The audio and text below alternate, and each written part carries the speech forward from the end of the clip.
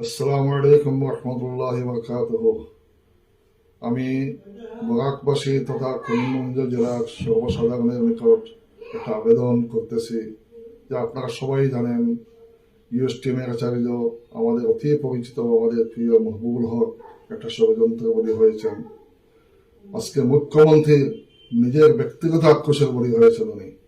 আপনারা দেখেছেন যে আদালতের জামিন দেওয়ার পরেও পুলিশ প্রশাসনকে ব্যবহার করে লোকের উপর জবরদস্তি করে আরো মামলা নিয়ে দেওয়ার চেষ্টা করতেছেন। মুখ্যমন্ত্রী নিজেই বলতেছেন যে আমি নিজে ঠিক করবো কে কতদিন জেলে থাকবে, এই ধরনের একটা ধারণা উনি দিতেছেন মানুষকে।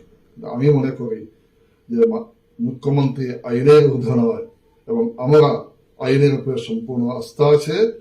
মুখ্যমন্ত্রী এই নিকৃষ্ট যে প্রচেষ্টা, এটার বিরুদ্ধে আমি জাতি ধর্ম বর্ণ নির্বিশেষে ধর্ম নিরপেক্ষ এবং গণতন্ত্র প্রিয় মানুষকে একজুট হয়ে আওয়াজ তোলার সময়ের আহ্বান বলে মনে করি। আপনারা জানেন, তবে যে এই নিয়ে অনেক সময় শোনা যাচ্ছে অনেক প্রবচনামূলক বক্তব্য রাখতেছেন।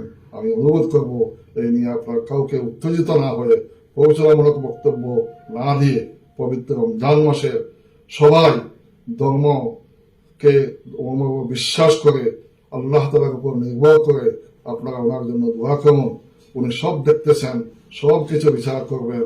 আজকে ক্ষমতায় দম্ভমত্ত শাসকদেরও বিচার হবে, মানুষের আদালতে হবে, আল্লাহর আদালতে হবে।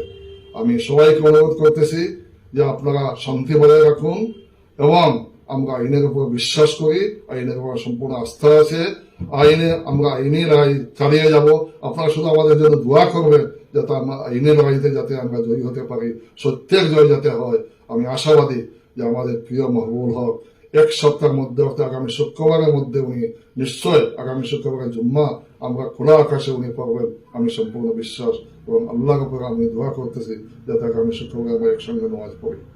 আরেকটা কথা আপনাদের বলে দেই, বিভিন্ন সময় শোনা যাচ্ছে যে আমাদের কিছু লোক যারা বর্তমান শাসক দলের মন্ত্রী এবং এমএলএদের কাছে যাচ্ছে।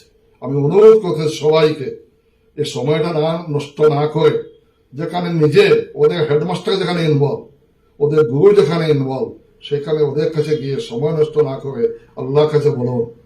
কারণ আপনারা যদি মানুষের কাছে গিয়ে আবেদন করেন, সারেন্ডার করেন, ইমানের পক্ষে আল্লাহ তাআলা ইমানের পক্ষে নেবে আপনাদের। ইমানের পক্ষে গিয়ে আপনারা সম্পূর্ণ শক্ত হয়ে থাকুন। আল্লাহ তাআলার যে নিকটে জুম্মার সময় নামাজ পড়ুন, কোনোতে নাজিরা পড়ুন, অন্যান্য যেগুলো যে আছে ইবাদত বন্দী করুন।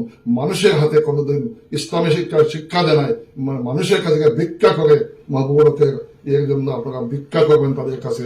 ওদের কাছে যাবেন না, ওরা মেরুদণ্ডহীন নেতৃবৃন্দ, ওদের কোনো পাওয়ার নেই। আপনারা জানেন আসামে একমাত্র একজন মন্ত্রী আছে যার ওদের সবকিছু চলে এবং বাকি সবাই ওদের চাকরি করতেছে। আমি আশা করবো এই চাকরদের নিকট গিয়ে আপনারা কোনো সময় নিজের সময় নষ্ট করবেন না, নিজের ব্যক্তিত্বকে হারাবেন না। আপনারা এই অনুরোধ করে আপনাদের করে আমার জন্য দোয়া করবেন, সবার জন্য দোয়া করবেন, দেশের জন্য দোয়া করবেন। আমরা সবাই মিলে যাতে জাতি ধর্ম বর্ণ নির্বিশেষে সবাই শান্তিতে ভ্রাতৃত্ববোধ নিয়ে এই পবিত্র রমজান মাসে যা শিক্ষা দিয়েছে আমাদের, সেই শিক্ষার মধ্যে প্রতি হয় আমরা যাতে আমাদের জীবনযাপন করতে পারি। আলহামদুলিল্লাহ রাব্বিল আলামিন।